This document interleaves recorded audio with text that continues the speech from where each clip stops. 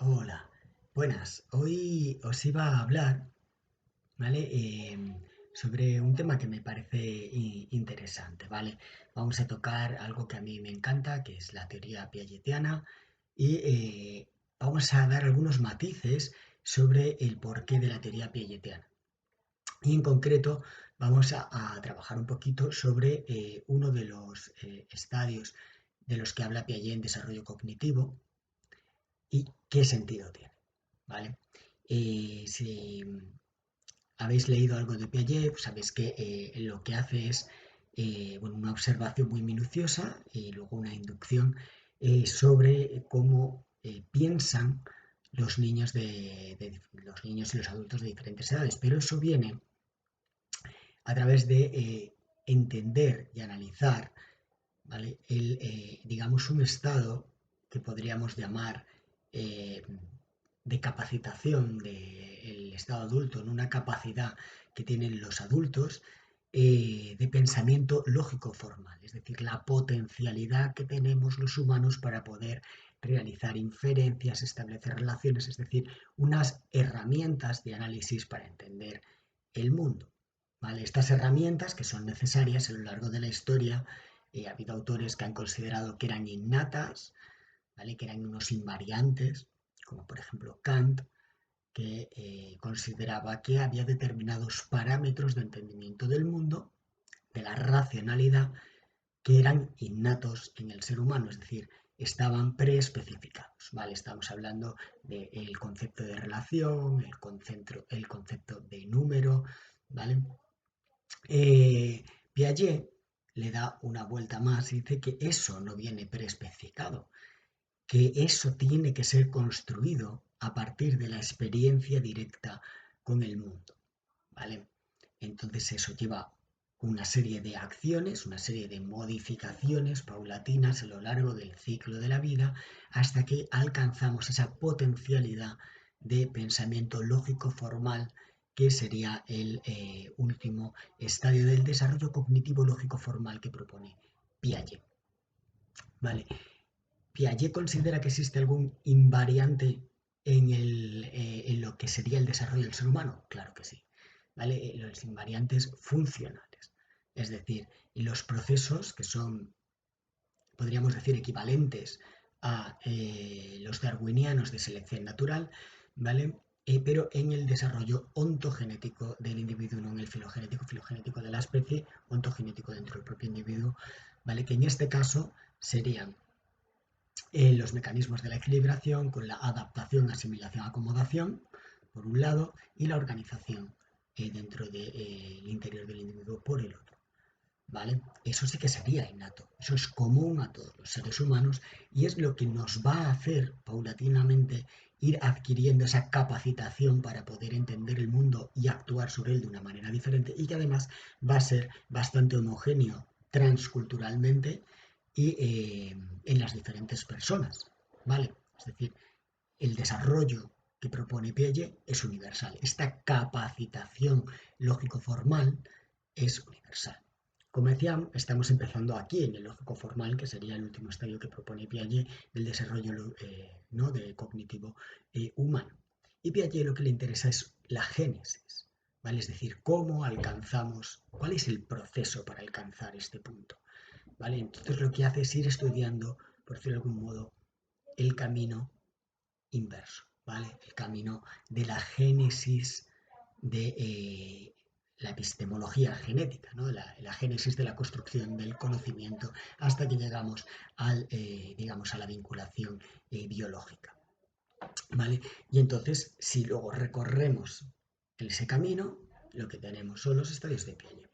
Esos estadios de Piaget son también muy observacionales, además de experimentales, y recogen lo que se ha visto en los niños durante mucho tiempo, ¿no? Durante los siglos, que pues, los niños de 0 a 2 años parece que son una cosa, los niños de 2 a 6 años parece que son otra, ¿no? Actúan en el mundo de una manera diferente de 6 a 12 y luego de 12 a 18, ¿no?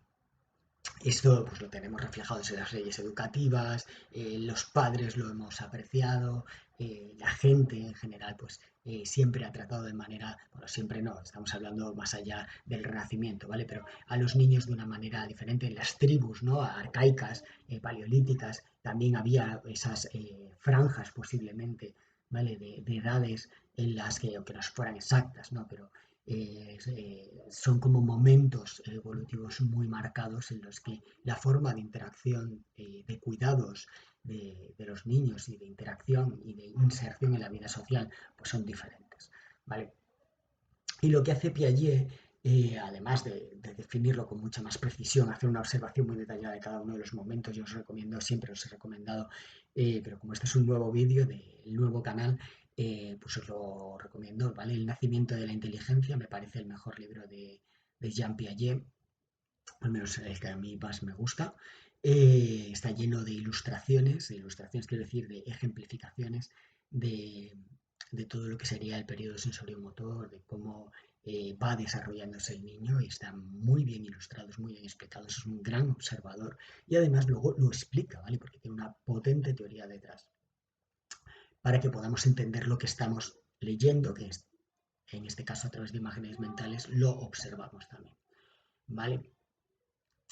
Entonces empieza con ese periodo sensorio-motor que interactúa el bebé presimbólicamente, aunque va adquiriendo paulatinamente esa capacidad de simbolismo, ¿vale? Semiótica, esa capacidad semiótica, pero todavía, por decirlo de algún modo, no es capaz. Vamos viendo indicios como podría ser la representación, ¿no? El cambio, por ejemplo, en la imitación, desde la imitación temprana, la imitación en presencia de objeto o de, ¿no? de otra persona, hasta que llegamos a la imitación diferida, ¿no? También lo encontramos, por ejemplo, en la permanencia del objeto, que ya cuando hay una permanencia del objeto, pues hay un salto cualitativo a la representación. Y a partir de ahí es cuando entra, digamos, esa capacidad de imaginería mental, ¿vale? Esa distancia entre el significante y el significado, que sería la relación semiótica y cuyo expresión más clara o evidente es el lenguaje, ¿vale? Recordad que esto es diferente en Piaget y Vygotsky, ¿vale? Aunque las teorías tienen puntos en común bastante significativos, sobre todo una vez bueno, si hubieran podido interactuar más, ¿no? Pero el Piaget de los últimos años, cuando revisa los textos de Vygotsky, ahí sí se establecen muchas cosas en común, ¿vale? Porque Vygotsky habló de la obra temprana de Piaget y no pudieron nunca interactuar, ¿vale? Bueno, pues como decía, es un punto diferente. Para Vygotsky el lenguaje es el motor del desarrollo, es el cambio significativo y es el que guía toda la capacidad de representación. En cambio, para Piaget es la propia capacidad de representación que viene a través de la acción la que genera todo el desarrollo, todo ese cambio de desarrollo, ¿vale? Es decir, la acción sería el motor del desarrollo y el lenguaje es una manifestación de esa capacidad semiótica, de esa representación, que es muy necesaria, por ejemplo, luego, sobre todo para el estadio lógico formal, ¿vale? Cuando superamos las operaciones concretas, pues para establecer silogismos o inferencias lógicas complejas, pues necesitamos el lenguaje. Sin el lenguaje sería bastante complicado, ¿vale? Los mundos posibles. Pero es una manifestación más, ¿vale? Os digo que el motor del desarrollo es la acción y a partir de la acción la semiótica. Entonces, una vez que entramos en la semiótica, lo que tenemos ya es un niño que actúa y comprende el mundo de una manera diferente, ¿vale? Y ahí es donde entran las operaciones concretas, ¿vale? Hemos pasado del sensorio motor ya a través de ese vehículo que sería la semiótica a las operaciones concretas, que obviamente con 2 años no están haciendo operaciones concretas. El periodo, la etapa se llama operaciones concretas, pero Piaget las subdivide en dos fases. Una primera fase que es el periodo preoperatorio, que está gobernada sobre todo por el sincretismo, palabras, por el, digamos, la representación o el pensamiento a través de la representación y la acción a través de la representación, en concreto con muchísima importancia la imaginería mental, ¿no? La capacidad de imágenes mentales, que es con lo que más opera los niños, por ejemplo, empezar a entender, ¿no? A hacer modelos mentales de las cosas. Bueno, eh, siguen siendo en toda esta etapa muy concretos, muy vinculados, ¿vale? De hecho, Piaget habla de los preconceptos, ¿no? Porque aquí los niños más pequeñitos, pensad que también de 2 a 6 años va mucho, no es lo mismo para nada. Los que tengáis niños lo sabéis, ¿no? Un niño de 6 años, un niño de 2, si tenéis dos niños, si tenéis de repente uno con 6 y otro con 3, sabéis lo diferentes que pueden ser, ¿vale? Pero es cierto que un niño de 2 a 4 años, pues tiene unos conceptos que son más concretos, más específicos, más vinculados a su experiencia directa. En cambio, pues un niño de 6 años pues ya tiene unos conceptos más generales, más categóricos, etcétera. ¿Vale? Bueno, es una cosa de los preconceptos, pero tienen ese tipo de pensamiento que lo que va haciendo es permitirles una potencialidad para poder actuar en el mundo de una manera diferente. Vale. Hay gente que lo que opina es que esto es como un estadio intermedio, ¿no? Está lo sensorio-motor cuando no hablan. Y luego está lo último, que es lo que tienen que conseguir. Y entre medias es esta transición. No, esto es una forma de pensamiento, una forma de operar y una forma de actuar sobre el mundo, ¿vale? Y es como lo hacen los niños. Sí, en el periodo sensorio-motor hemos estado trabajando pues, la constancia de la forma, la constancia del tamaño, la permanencia del objeto, ¿vale? A través de nuestras acciones cotidianas. Como digo yo siempre, mirar, el mero hecho de mirar es una acción que genera una activación cerebral y es una experiencia, ¿vale? Cada vez que miramos, cada vez que señalamos, cada vez que nos movemos, estamos haciendo cosas en pos del desarrollo, ¿vale? No es que nuestro objetivo sea desarrollarnos, pero cada vez que hacemos algo nos desarrollamos inexorablemente, ¿vale? Pues hemos ido trabajando eso en el periodo sensorio-motor y llegadas a las operaciones vamos a necesitar otro tipo eh, de construcción de invariantes, que estos se llaman invariantes cognitivos, ¿vale? Que nos va a permitir entender el mundo de una manera diferente. Y en este caso, pues vamos a ir a esas herramientas de las que hablábamos antes, ¿no? Que Piaget decía que había que construirlas, como es el número, relación, seriación, clasificación, ¿vale? Y las conservaciones de la sustancia, del peso, del volumen, etcétera, son cosas que tenemos que ir construyendo y que lo que nos va a permitir es a través o sea, cuando lo vamos a superar de una manera sistemática o consolidar una vez que tengamos una serie de operaciones mentales que podemos aplicar a los problemas que nos encontramos. Vale, entonces, Piaget, pasados los 6 primeros años, ¿vale? A partir de los 6, pues bueno, empieza a trabajar una serie de experimentos bueno, pues un poquito antes, ¿vale? Pero bueno, se empiezan a pasar, a superar a partir de esa época. Si vosotros los hacéis, es posible que veáis que, porque hay algunos, por ejemplo, el de las bolas de plastilina, que es muy fácil que lo hagáis en casa si tenéis niños y tal. Eh, pues veréis eh, que es a partir de esa época en la que pueden empezar a superarlos de una manera concreta. ¿Vale? Los experimentos más clásicos son el de la conservación de la sustancia, que es dos bolas de plastilina del mismo tamaño, ¿vale? Diferentes colores. Entonces le dices al niño que se asegure de que están exactamente iguales y una vez que se asegura de que están exactamente iguales, pues coges y le preguntas, mira, pues esta pelota, esta albóndiga, ¿no? Se la va a comer tu amigo, un amigo, dime un amiguito, pues amigo Paco. Pues Paco se la va a comer y esta te la vas a comer tú. ¿Comería alguno de los dos más o comeríais lo mismo? Y entonces, pues como son iguales, te va a decir que comerían lo mismo, ¿vale? Y entonces ahí empieza ahora la trampa, ¿no? La operación mental, porque lo que vamos a hacer es coger una de las bolas, la que se come su amigo Paco, y la vamos a aplastar y vamos a hacer una torta. Claro, como la aplastamos, ¿vale? Cambian las dimensiones y por tanto queda mucho más ancha, aunque mucho más plana, obviamente, ¿vale? Y entonces le volvemos a repetir la pregunta, oye, mira, pues vamos a hacer aquí una torta y ahora tu amigo Paco se va a comer la torta, tú te vas a comer la albóndiga, oye, ¿comeríais lo mismo o alguno de los dos comería más o cómo sería esto? ¿No? Y entonces, pues en este caso, si el niño es preoperatorio, lo normal es que, aunque pueda acertar una vez, ¿vale? Pero no de forma sistemática, pues va a decir que uno de los dos come más. Puede decir la torta porque es más grande o puede decir la albóndiga porque es más gorda, ¿vale? No va a ser. Y muchas veces cuando son preoperatorios, aunque diga una cosa, por ejemplo, puede decir la torta porque es más grande, tú le puedes hacer una contraargumentación y decirle, oye, y si en lugar de... Es que antes, ¿no? Por ejemplo, un niño me ha dicho que comías más tú, porque tu bola es mucho más gorda, porque es cierto que esa es más ancha, pero la tuya es más gorda. ¿Qué opinas de esto? ¿Estaría equivocado el niño o llevaría razón? Y entonces probablemente va a cambiar, ¿vale? Va a cambiar de opinión, lo cual quiere decir que no está resolviendo sistemáticamente esa prueba. ¿Qué es lo que precisa para resolver esa prueba? Las operaciones mentales que dice Piaget, ¿vale? La identidad, la reversibilidad y la compensación. Es decir, tú puedes decir que como no se ha añadido ni se ha quitado, mentalmente lo haces, ¿vale?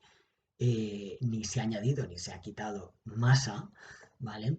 Tiene que haber exactamente la misma, aunque la apariencia, el estado, sea diferente, como en el proceso no ha habido cambio, ¿vale? Me fijo en el proceso en lugar de en el estado, y como en el proceso no ha habido cambio, pues puedo decir que vamos a comer lo mismo. La reversibilidad es mentalmente, no es que tú la hagas de vuelta, sino que mentalmente la haces de vuelta. Coges la tosta, ¿no? La torta, y mentalmente la vuelves a poner. Es decir, te fijas en el proceso, lo realizas, pero mentalmente, y ves que volvería a ver lo mismo, ¿no? Y la compensación es algo por el estilo, también lo haces mentalmente, pero miras las diferentes dimensiones. Esto es algo bastante más complejo y lo tendrías que, se precisa un espacio mental, como diría Juan Pascual Leone, que es un neopiagetiano que posteriormente analizó todas las pruebas piagetianas a través de algunos elementos teóricos diferentes. Y uno de ellos era el espacio mental, que es parecido a algo que a lo mejor algunos de vosotros habéis oído, que es la memoria de trabajo, ¿vale? La capacidad de la memoria de trabajo.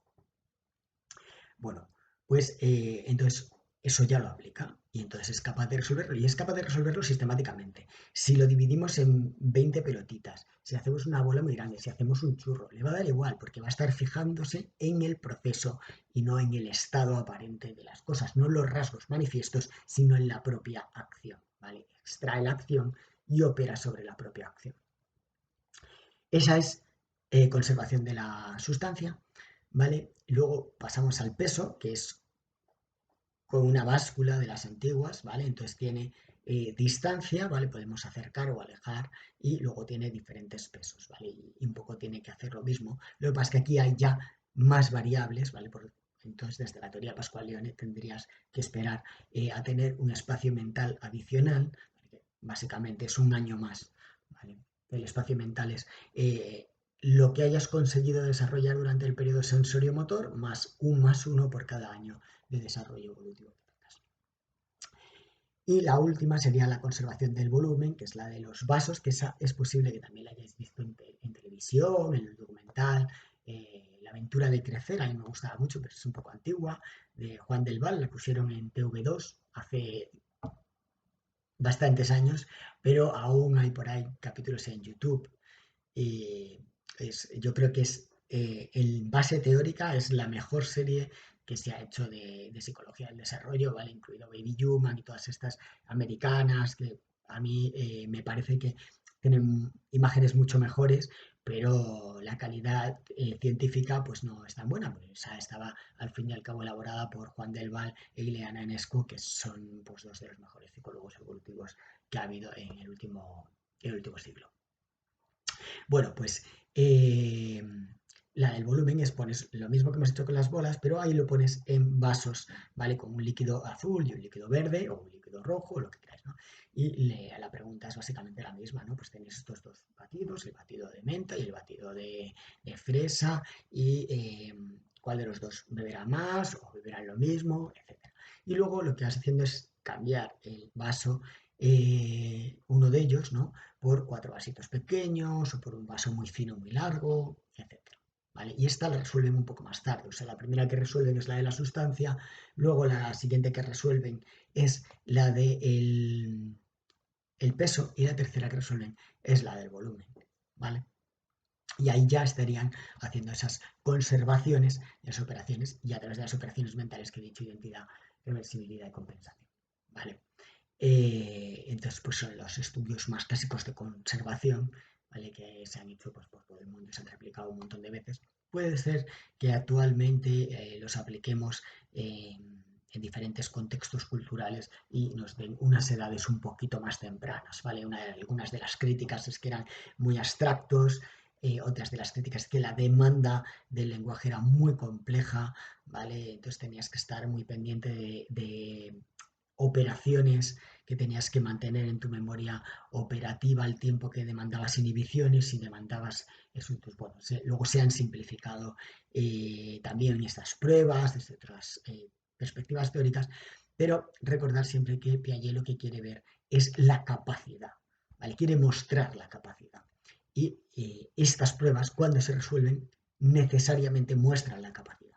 ¿Vale? Si nosotros nos basamos en otros paradigmas más observacionales, menos experimentales o menos dialécticos, eh, pues puede ser que se vea, pero es más dudoso, ¿vale? Con esto tenemos la certeza absoluta de que cuando te lo están explicando de esa manera en la conservación del volumen, ¿no? Te están diciendo, hombre, es que si volviera para atrás, lo volveré a echar en el vaso, pues es que habría lo mismo. Tiene esa capacidad de operación concreta, ¿vale? La conservación del volumen la tiene clavada, ¿vale? No hay ninguna duda, ningún atisbo de duda. Y lo que queremos ver precisamente es esa transición. Por eso a mí me parece que son pruebas muy buenas y me da igual que sea a los 9, que sea a los 8, que sea a los 7. Vale, el orden sí que es importante, ¿vale? El orden se mantiene eh, bueno, es un poco para entender esto. Vale, luego tenemos otros experimentos que son muy bonitos también, que es el del número, ¿vale? En el cual suelen poner pues elementos, pongamos por ejemplo tenedores y cucharas, ¿vale? Que es uno de los estudios clásicos de Piaget. Entonces se ponen, pues que ponga 8, ¿no? Y 8. Y luego lo que vas haciendo es jugar con las apariencias y con el número, ¿vale? Es decir, por ejemplo, tú pones 8, pero en la fila de arriba la juntas más de manera que no haya espacio entre los tenedores y las cucharas las abres. Y aunque él ha contado que hay 8, le preguntas si hay el mismo número, si hay más, si hay menos, y pues te pueden decir, ¿no? Que hay más en la de abajo que haya. Incluso aunque quites la que está más espaciada, las cucharas, puedes quitar una de manera que haya 7 y arriba hay 8, ¿vale? Y te van a decir, pues eso, que hay más o menos, ¿vale? Hasta que tienen desarrollado ese invariante cognitivo del número y entonces ya da igual la apariencia externa que tú le pongas de las cucharas y los tenedores, porque necesariamente te va a decir 1, 2, 3, 4, 5, 6, 7, 8, allí hay 8, o no has quitado ninguno, o has quitado uno de los de abajo y había 8, por lo tanto tiene que haber menos abajo, aunque aparezca más, ¿vale? Y que la última prueba que me la he dejado para el final, que es fundamental y es muy importante, es la capacidad de clasificación, ¿vale? La clasificación jerárquica. Y aquí lo que hace es poner, se puede hacer en casa, muchas piezas geométricas de colores y tamaños, ¿vale? Podemos tener círculos, cuadrados, triángulos, rojos, verdes, azules, medianos, grandes y pequeños, ¿vale? Un montón. Y entonces se le pide al niño que los vaya clasificando, ¿vale? Que haga una clasificación para que estén juntos. Bueno, se puede decir la clasificación, se puede decir, oye, ¿me puedes ordenar las figuras para que estén juntos los que van juntos y separados los que van separados? ¿Vale? Entonces, pues los niños más pequeños te van haciendo al principio una serie de combinaciones temáticas, ¿vale? Pues juntan un cuadrado con un triángulo y dicen que es una casa, luego te ponen un círculo al lado y dicen que es el arbusto, luego en otro te hacen un pájaro, luego te quitan uno de los cuadrados, ¿vale?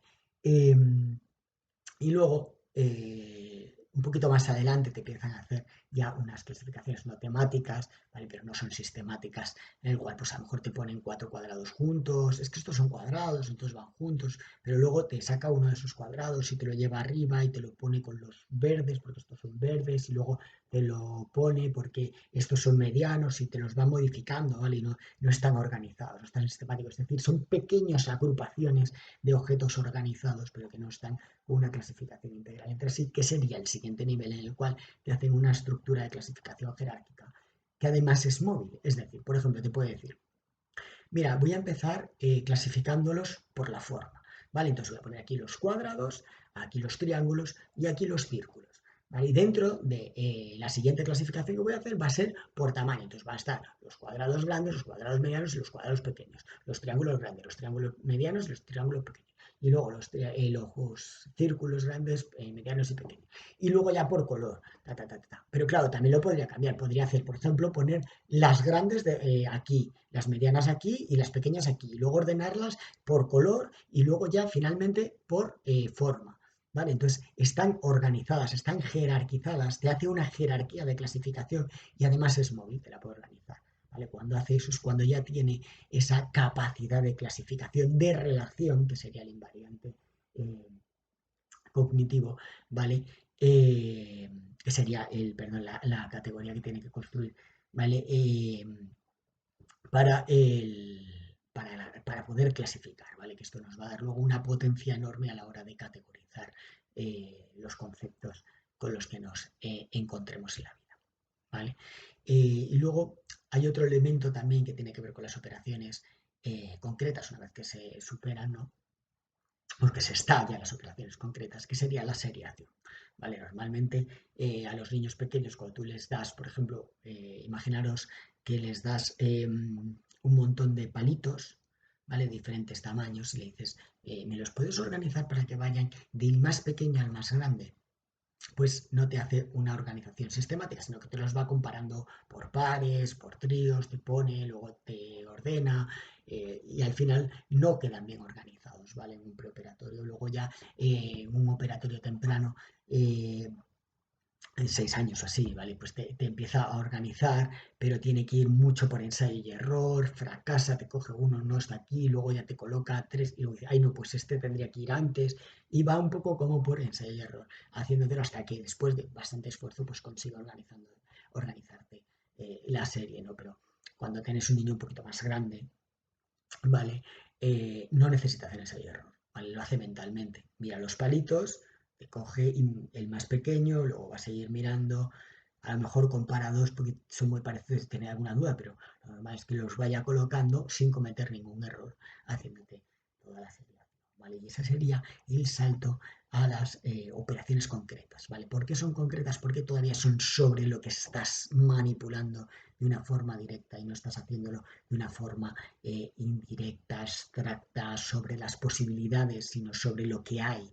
¿Vale? Esas son las operaciones concretas piagetianas, que son la base, el eslabón esencial que nos permite construir el salto a lo que vendría más adelante, que serían las operaciones lógico-formales, ¿vale? O el pensamiento operatorio formal, que sería el último salto al, a esta capacitación, esta capacidad de pensamiento racional que tiene el ser humano. Bueno, pues espero que este vídeo os sea ilustrativo, os entretenga y os guste. Podéis dejar los comentarios abajo sobre cualquier cosa que os interese o algunos otros temas sobre psicología. Ya sabéis que yo soy más experto en psicología evolutiva, pero si queréis también alguna que os comente alguna cosa sobre algunos temas de psicología social, como obediencia o normas sociales o influencia social, etcétera, pues también, si queréis, podemos charlar de ello. Bueno, pues muchas gracias y hasta pronto.